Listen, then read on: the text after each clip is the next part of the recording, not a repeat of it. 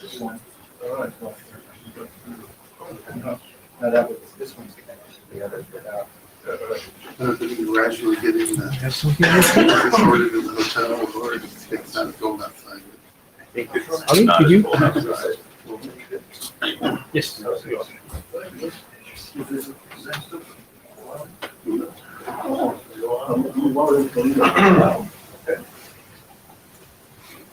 It's up, yeah, or that's from Jimmy, he goes to something else. Okay, so.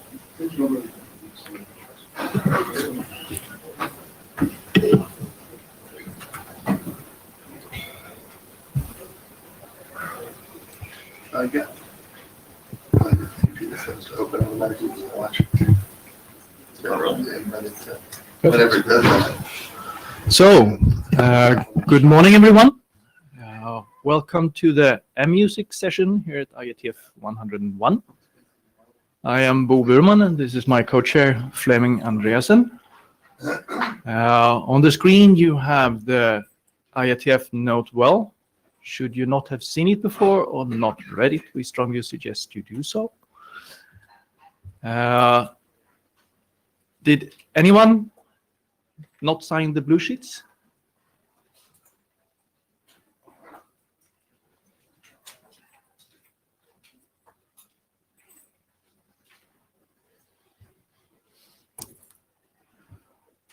We have one note taker, Ronnie Evan.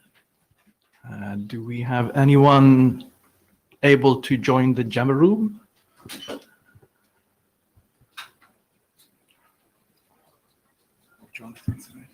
No Jonathan today. Jonathan is coming in the room. Jonathan, would you mind getting in the Jabber room for us? Thank you. Have a known role. The best part, Read the second going one. to the Jabber room, you're taking.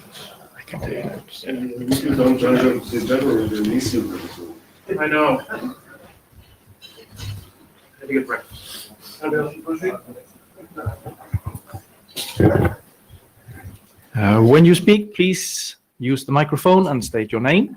And for the presenters, we have a nice pink square up here.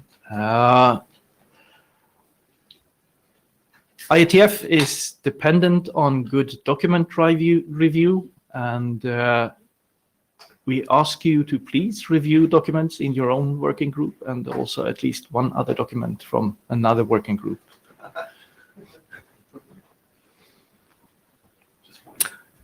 This is today's agenda. It's reasonably short. We have two documents being discussed today. It's the session description protocol, the 4566 bis, a few open issues, and the short presentation on status for the SDP offer answer procedures for ICE. Anyone wishing to bash that agenda?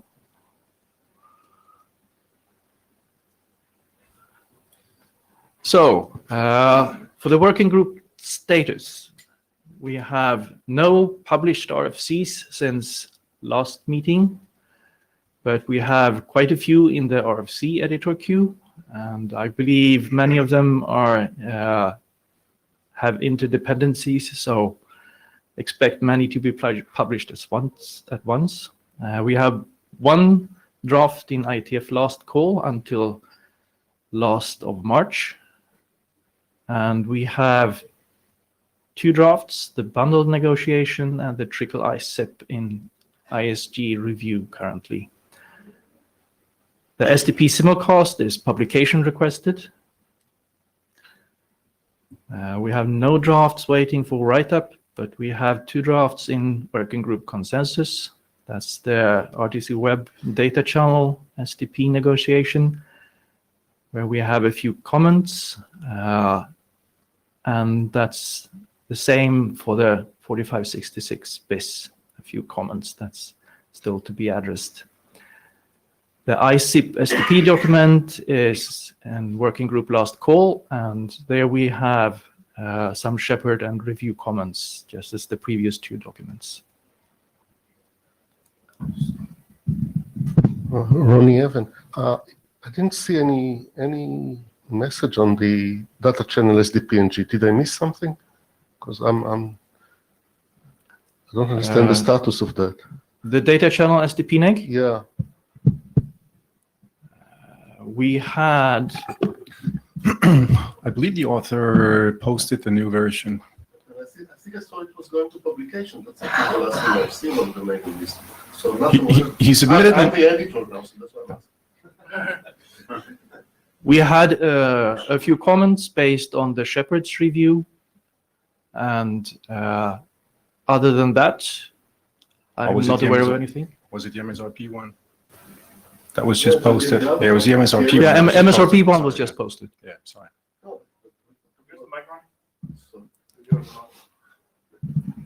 Okay, I'll check it. I'm not aware. I thought I didn't have any work on that. That's why I'm confused to see that you mentioned that there's something I have to do. If I remember your comment correctly, you answered that those comments would be addressed, but we'll fix that. Okay.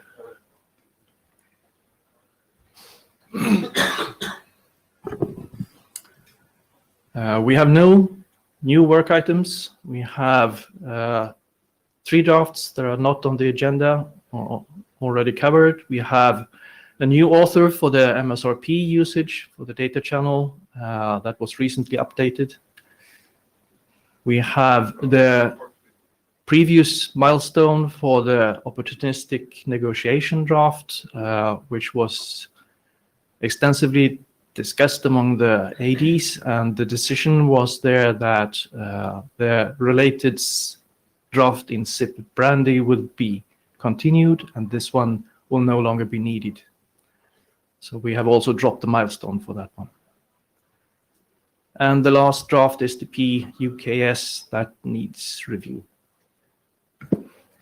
Yeah, and actually, I know Martin, who's one of the authors of this draft, he was actively soliciting feedback. So could we get some volunteers to review the draft?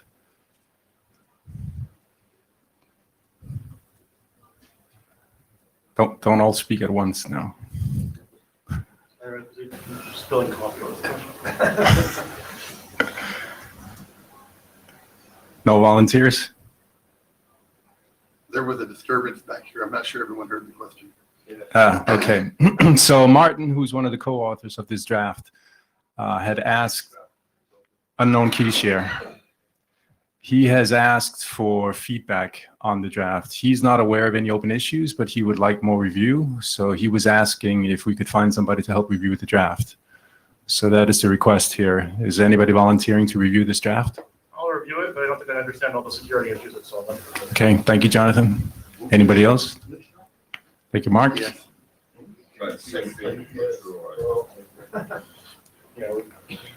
All right, thank you, guys.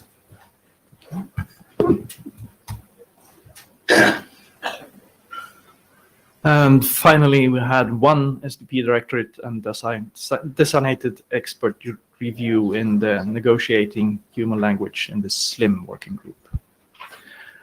A follow-up on this slide that we had presented before. This is the table with the RTC web dependencies that we have here in Mmusic. It's starting to look pretty good. We have a number of drafts that are in RFC editor's queue already. As you saw previously, we have the bundle in ISG review. We have simulcast publication requested. The RID is in IETF last call. And there is the trickle ICE is in ISG review. And the only one that is not submitted for publication has working group last call ended with a few comments, the ISIP SDP, and that is also here on the agenda today.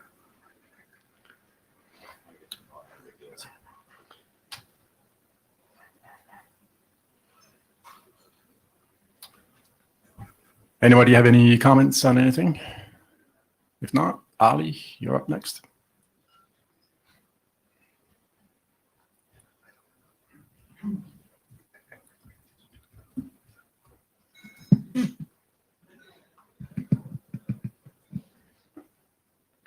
Okay. We have been working on this STP revision for some time. Just a few minor issues are remaining, hopefully. This went through the chair review, and we got some comments from Fleming. I already addressed most of them by the help of some people in the list, and then some of my co-authors. But there are a couple of still remaining ones, and then we would like to go over them today. Hopefully, close them, and then I can push another revision, and then maybe we can go for publication request. So number 3, I'm using the issue numbers that I posted in the list just to be in sync. So the comment says we have a text in section 5.9 about the time zone stuff. The text wasn't really clear which time zone it was referring to. It turns out that it is the UTC. But then there's another field called the Z equals field, which is the time zone adjustment. So if it's always UTC, then why do we need an adjustment field in the first place? That was a comment. And maybe someone who has been familiar with STP for a much longer time than I am might be able to answer this question.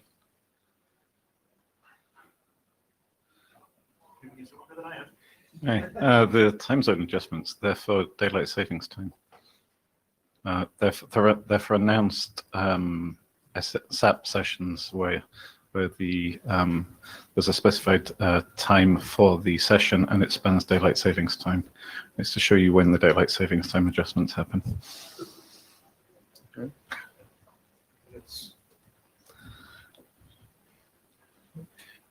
John, yeah, the time zone adjustments are specifically for repeating sessions. So this is these are the initial sessions in UTC, but repeating sessions, which repeat like once a day, you have to do the daylight savings time.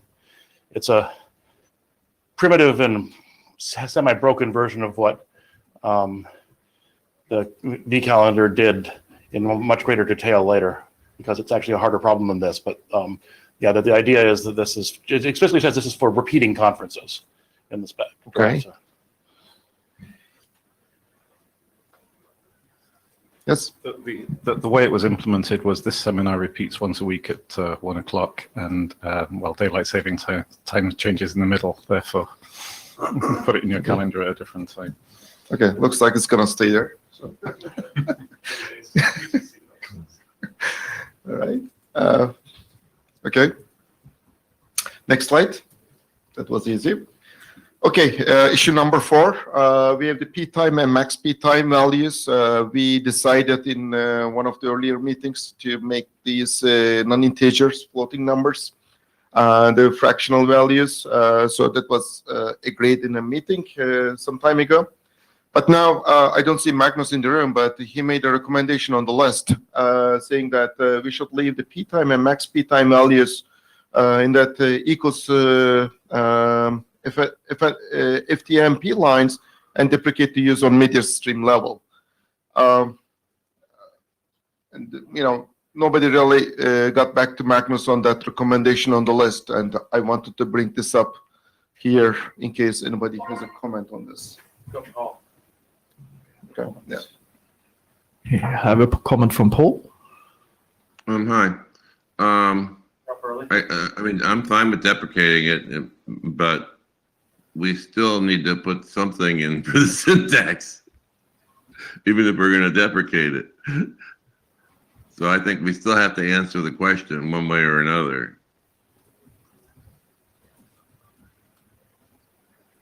Fleming, Andreas, as individual, I'm not sure I exactly understand what it is that Magnus recommends, but if you're talking about deprecating these, I'm not sure that's a good idea because there are other people that are using them today. I know that much. I think Magnus's motivation was, there could be multiple, P time or max P time values for the media that is using the same specific payload type number, and then it wouldn't really indicate anything significant. So there could be multiple media types under that different P time values under that payload type number. Yeah, I mean, I think the limitations of P time and max P time are well understood, but that doesn't mean that it's safe to deprecate them because, like I said, there are people that are using them for, all the perhaps wrong reasons, but that's all that there was. Hi, Colin Perkins, you mean different p-type numbers for an M-line rather than for a payload type number? But Yes. yeah. Yes. I think I agree with Fleming. I don't think it makes sense to deprecate this. It works perfectly well for a large number of use cases. True. And it has limitations, and we should probably document the limitations. But and possibly recommend that new deployments would do something else. But it solves the problem for many cases, and I think we have to keep it. Okay, we keep it, and we document the shortcomings. All right. Anything? We still haven't answered. We're still. I mean, the original question was, somebody raised a question of whether this ought to allow fractional values or not. And apparently, we made that decision sometime in IETF 92. I agree. So, I mean, we could just say, yeah, it's okay the way it is. But, I mean, I think somebody raised the issue. So I think we need to respond to them. Well, I think the initial comment came from Fleming saying that he always thought these numbers were integers. But then... Yeah, Fleming, again, this is really a question for implementers more than anything, right? Yeah, that was my assumption. And they used to be integers. If that's not a universally shared assumption, then all right, fine. If it is, then again, I think we have to be careful with changing things in a non-backwards compatible manner, especially if we're recommending not really to use this, right, except for backwards compatibility and legacy issues. My memory might not be exactly right, but my recollection is that in 4566, this just said it should be a number, in text, and there was no syntax, and it didn't say whether it was, whether it allowed fractions or not. So it was in the process of trying to put some syntax in for it that the question came up, and at the time, which is like a couple of years ago now, I think, I couldn't find a full history, but we discussed it and decided that we thought maybe it ought to have fractions in it, and so we ended up with syntax that had fractions. Right. So let me just ask the question. I mean, more generally in the room, what are people's opinion? Experience, implementation, etc. Colin Perkins. So I have a hazy recollection we added it because there was a codec that needed it, but then I went and looked and couldn't find one. But there are a lot of payload formats, so maybe I missed it. We said if the number would be an integer, we would just leave it as an integer in the p-time or max p-time value. But if there's a need for fractional values, we would support it. That's what we said at the time. But Jonathan, I mean, Opus can do 2.5 millisecond packetizations, which is needed for very hard real-time encodings. So. Okay, so we got a use case, huh? Yeah, so Fleming again. So I mean, Ali, I think what you just said, I mean, that text I think makes perfect sense, right? Because that gives you the best of both worlds. Shouldn't break anything that doesn't need it, and if something does, well, obviously it would support it. Okay. All right. Sounds good. Next slide, please. Okay, issue number 7. This is section 8. So, Fleming get this comment, why is the existing registration to 3711 not used? Why don't we just remove it from here? I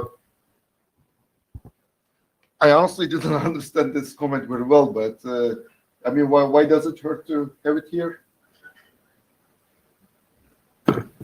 So as an individual, again, I don't know if it hurts. It was more a question of, is this what it should be referencing in the IANA registry, or should it be referencing 3711?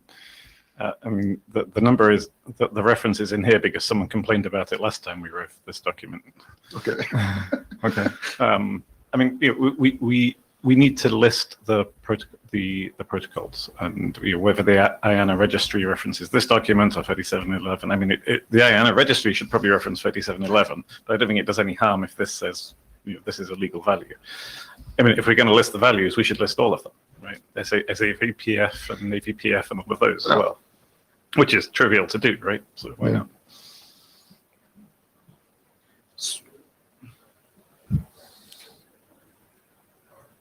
But if I recall correctly, of course, I don't remember the section numbers offhand. Was this in the IANA registration Correct. section? Yes. Right. So I think there is an existing registration to 3711, and you're suggesting changing that now to 4566 BIFs. No, I'm not. The IANA registry. Well, the text is, I believe. The text here just lists the values which are in the registry, I think, and references the documents. So you're saying it's not really saying register this under this registry, right? That's I think Who knows? This document is filling in the registry, and the registry is defining some names that refer to some existing protocols. Yes. This document should probably list all of the things which go in there, in that registry, and say, the values in this registry are RTP AVP, RTP AVPF, SAVP, SAVPF, UDP, whatever it is, and list the references for all of those. And the registry should be made to match, because it's listing the legal values for the proto field. okay. And then I suppose we should put a note to IANA editor saying that you should really make sure that the registry is up to date with all these listings. I mean, if you put it in here, then the registry will be made up to date when IANA looks at the document. Yeah. Okay. Paul in the queue? Yeah. I think I disagree.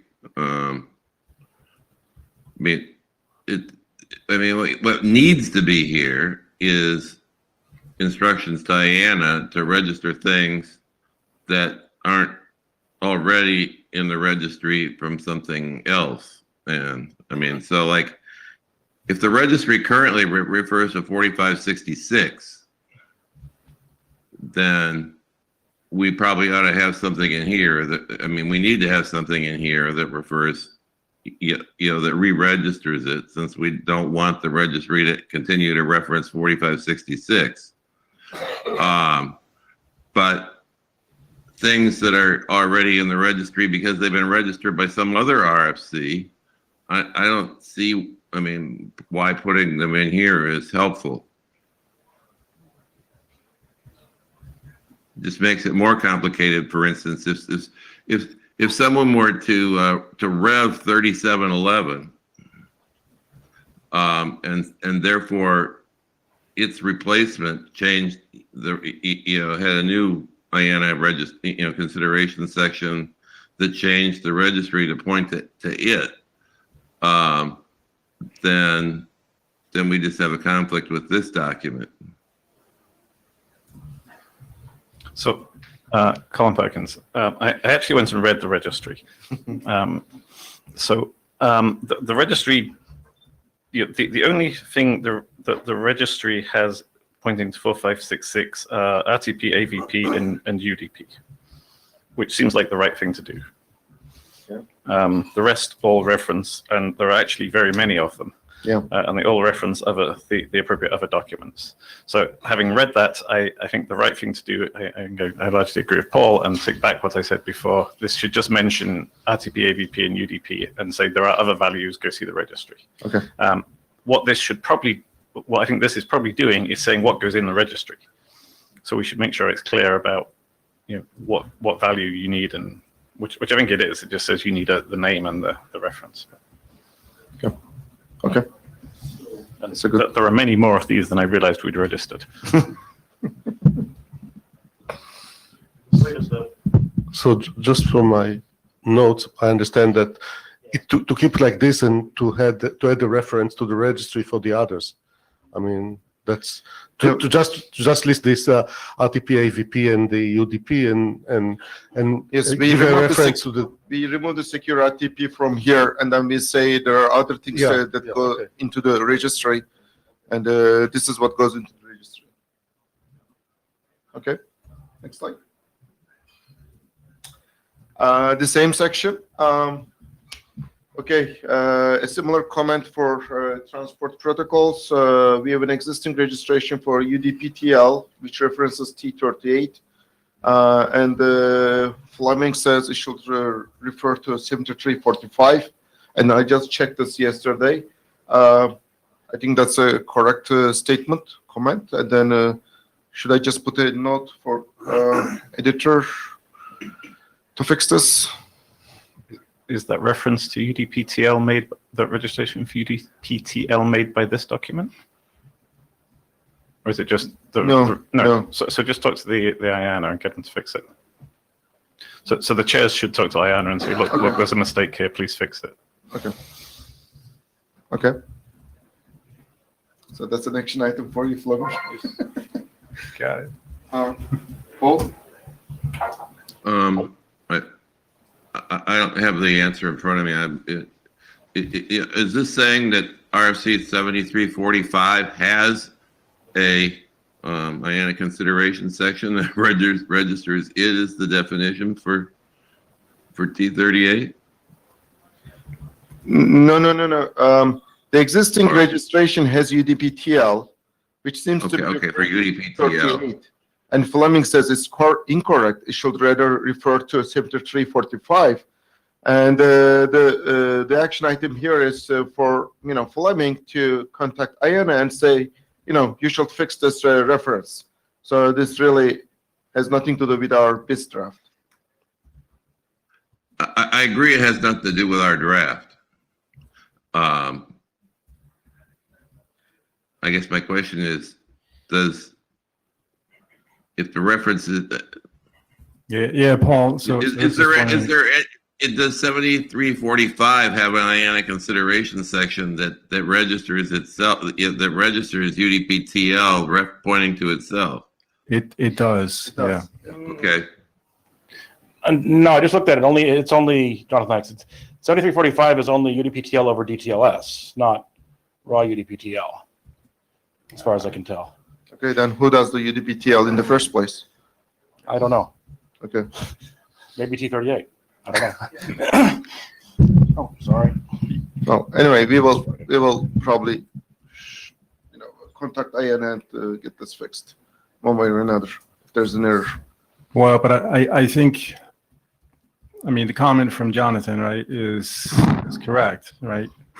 7345 does actually not register UDPTL. It registers it over TLS, which is a different thing. So the initial reason for the comment was that there's a requirement here saying that you must reference an RFC, and here we have a registration that does not. Maybe we'll just ignore that and say, whatever. That would be the easiest way of dealing with that.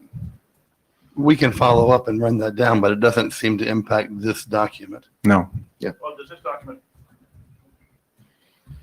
Maybe it's the right answer, but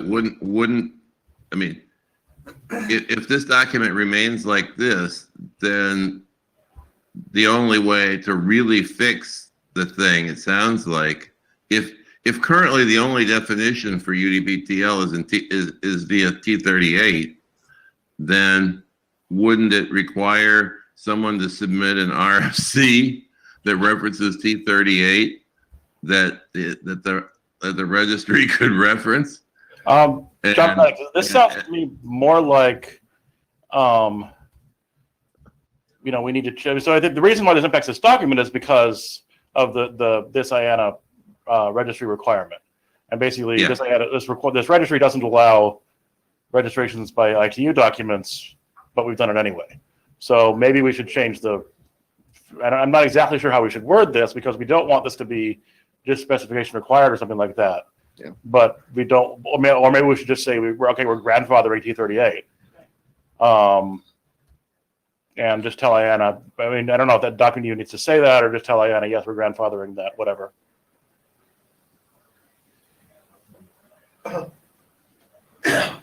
Colin Perkins, there's an RFC somewhere that gives guidelines for writing IANA considerations, and it has some suggested wordings for this sort of thing. And I believe one of them is a standard produced by a recognized standards body, and they've got some suggested words for how to describe that.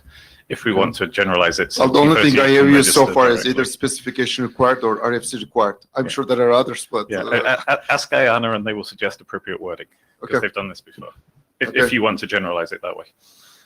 and are we okay to, reduce the requirement from an RFC requirement to like a specification required by a recognized organization? Are we okay with this? I'd be more inclined to grandfather T38. Microphone, please. Sorry. Stand up. How the court goes up. This is how Deborah's read. I think it goes to sleep. I call for him.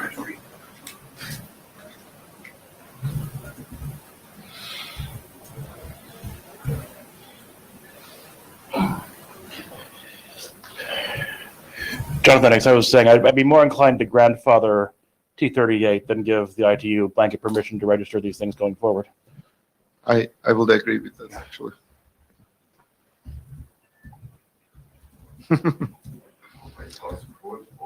Stefan,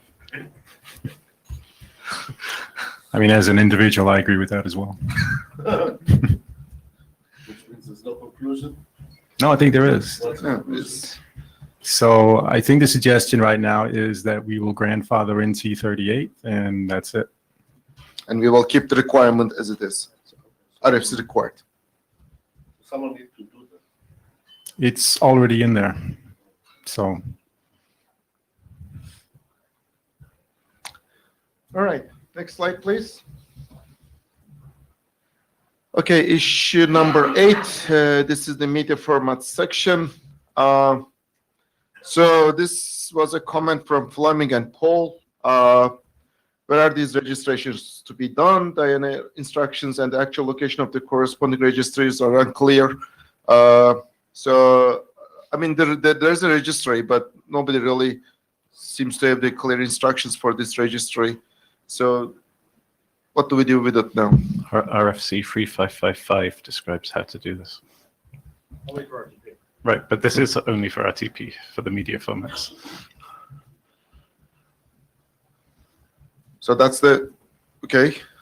So, for the RTP case, it says you use the media type registration, which is the MIME media type registry.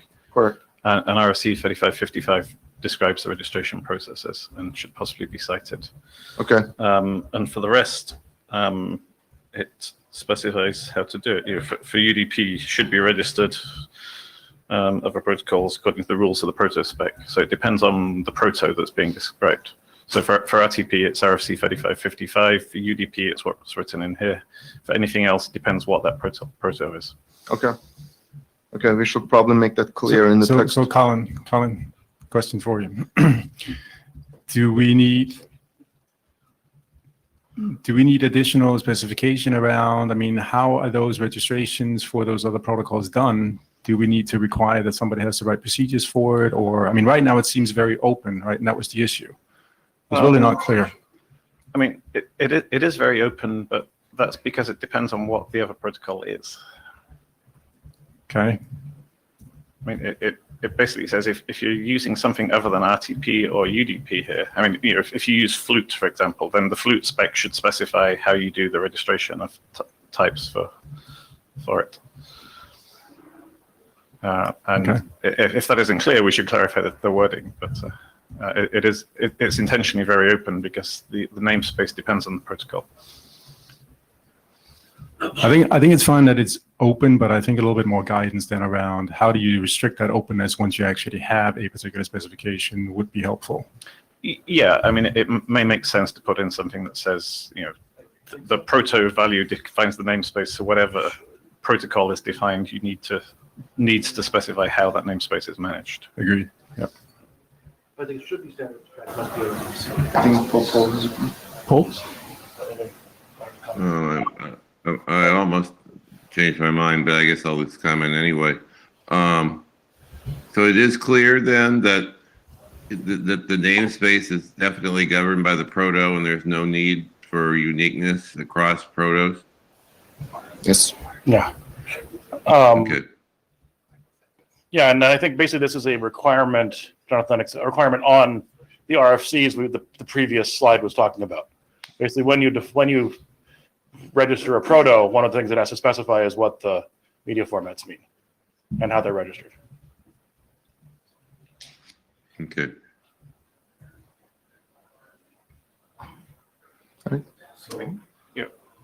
Colin Pickens, I mean, I think historically the only one of these for which we had any sort of well-defined policy was RTP. It's basically, historical reasons. And I noticed Harold walked in just as we started this discussion, and we had a very, very long argument about media types and RTP many years ago, which I'm sure he recalls. So it took a long time to get there. And at least some of the ambiguity is due to the nature of the discussion at the time.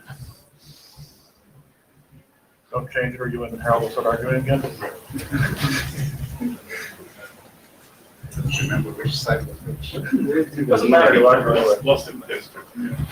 All right. So for the note taker, do we agree that we are leaving it more or less the way it is right now, but we will tighten up the specification to say if you have new prototypes, then I think Jonathan had some good text suggestion, basically saying that new proto needs to come up with procedures for how you manage the media format namespace under that proto. Colin?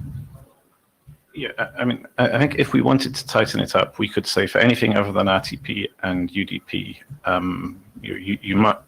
the new proto must describe the registration policy. Right. Sounds good. I mean, there needs to be some. Well, that's good, because The policy could be first come, first served. it could be only the one I defined here and nothing else. Okay. So for the note taker, you got it? Yeah. Okay.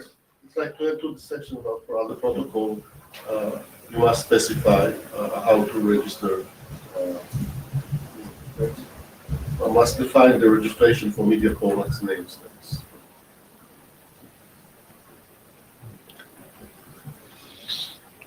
All right. Is that the last slide? One more. Okay, one more. Okay. The CT and AS. So, right, Fleming, this was also one of your comments.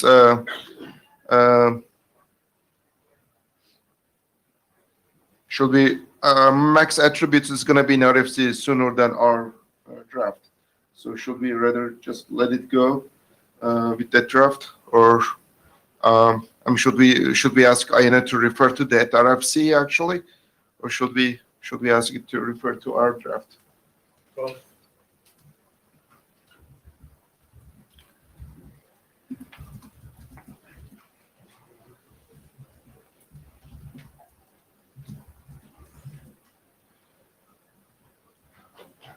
Fleming and Andreessen. So, I mean, I think it should point to 4566 bis because you are changing the definitions, right? You're updating those. Right. So that's why I think the registration should be updated accordingly. Any objections to that? Paul, are you okay with this as well? I think you had a comment earlier, if I remember correctly.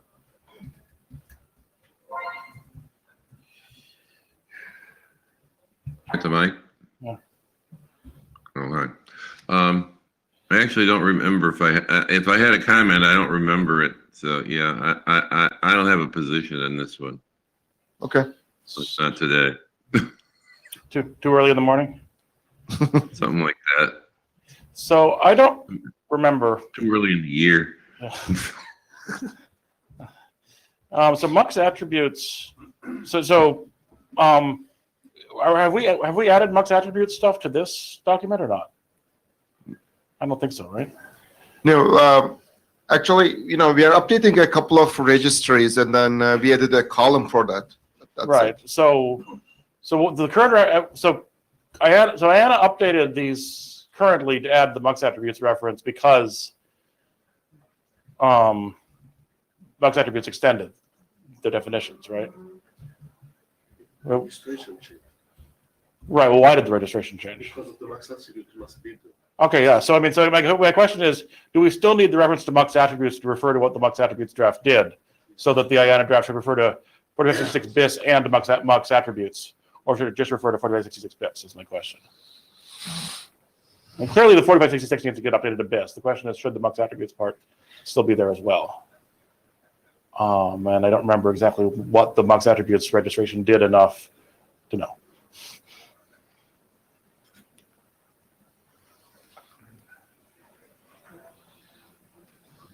I don't remember this, but did the max attribute document did the registration change the registration?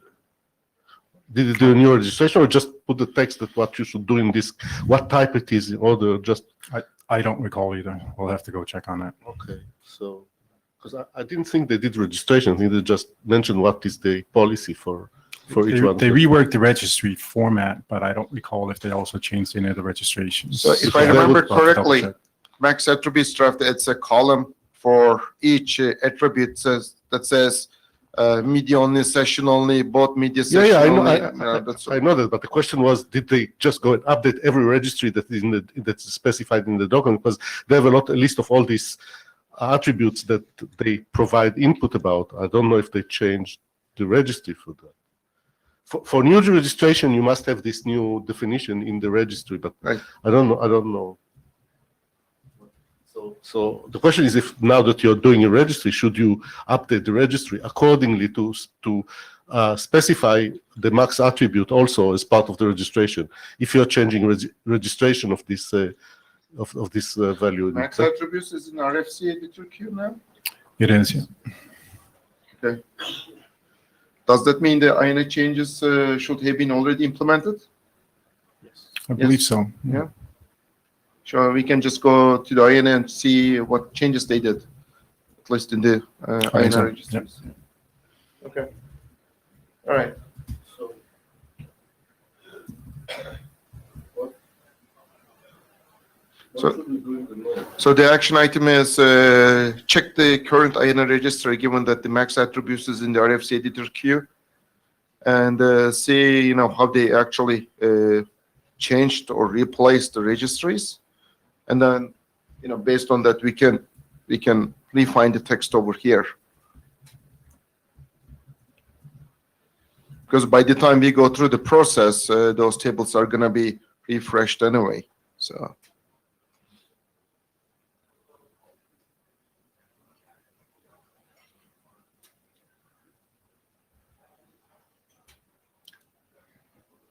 All right. That's it. All right. Thank you. All right. Thank you, Ali.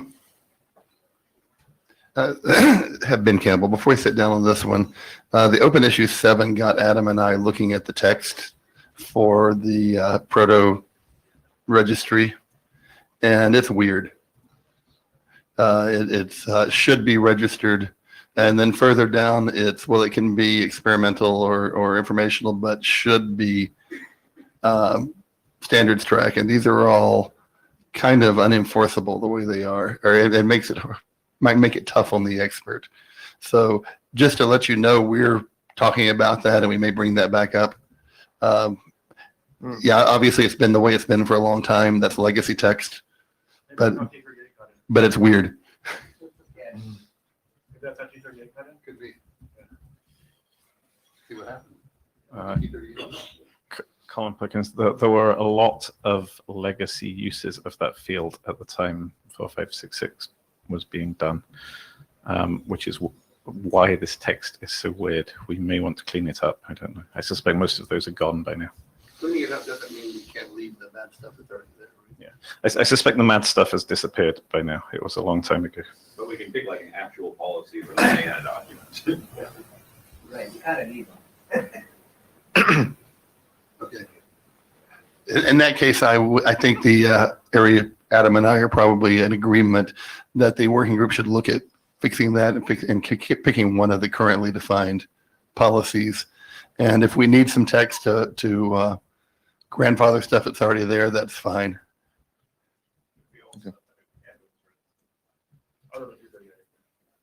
That's okay. It wasn't a must to register, it was a should. And it's not part of it. All right. So for the note taker, Ronnie, you got that? So the comment is just to change the current registration point to the current procedures. That's what. To one of the currently defined, Yeah, well-known currently policies. defined, yeah. Currently defined registration. All right. Thank you, Ali. Mark, you next.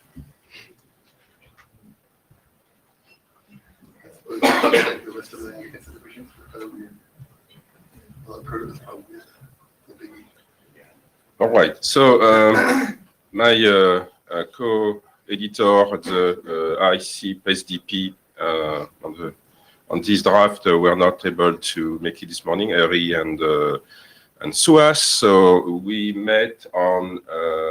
I met with Suas on Monday, and we had at the time 5 open issue that we were going to present. But I think on Tuesday, Suas met with Christer, who is working on the ISBIS, and apparently they solved all the remaining issues. So they are supposed to. So Suas is supposed to publish a new version of ICE SDP, and so I asked to send me a slide, which you have here. There is only one slide, so hopefully we will have the new version and the response on Christer and Fleming reviews soon in the mailing list. So I am reading like you the slide. So the next step will be to remove the aggressive nomination references, remove the generic ICE related procedure, and simplify, clarify the offer of the section. And that's it. If you have any question or comment, I will take them to Suas. But yeah.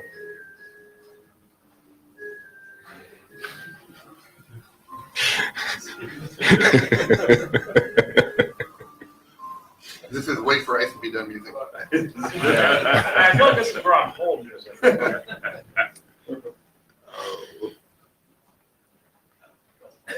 So, any question, comment I can help with? If I can.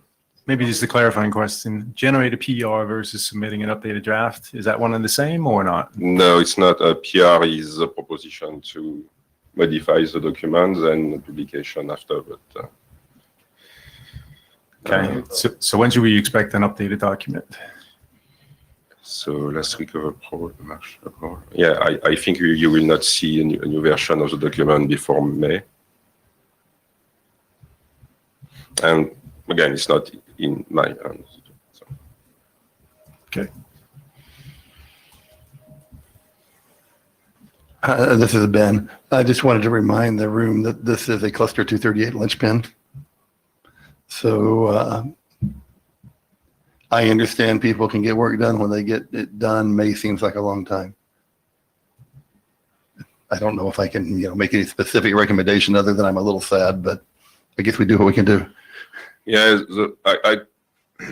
I would certainly have volunteered to work with Suas on this, but I am not back in the US until mid-April, so I could not even help on this. I wanted to in Europe.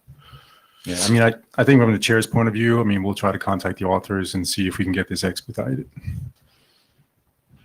Also, if it gives you a sense of competition, I think this draft and FlexFec, Payload FlexFec are in a race to see who can be the final linchpin.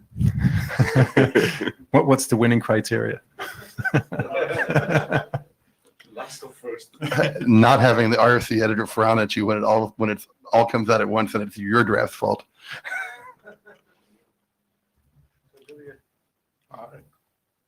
So are the RFC numbers for the cluster assigned in order if they enter the queue? I doubt it. No, I think they're assigned when they hit RFC as off 48. We may have the biggest group of consecutive really good drafts ever. All right, I will try, I will contact SUAS, not next week, I am off, but the week after, and see if we can accelerate and at least have a new version mid-April Great, appreciate it. to do my best. I was going to make one other comment, and it's, I'm not going to tell people how to do the work, but draft revisions are cheap. And often these things are easier to review in the form of a draft than as a PR for some people. I agree. Okay, as I said, I will contact SUAS 2 weeks from now. And, Don't do the post office thing. yeah, but I am a co-author. I don't want to be the last in the cluster either. So let's see if I can help. All right. All right. So add a dependency on something on a new draft.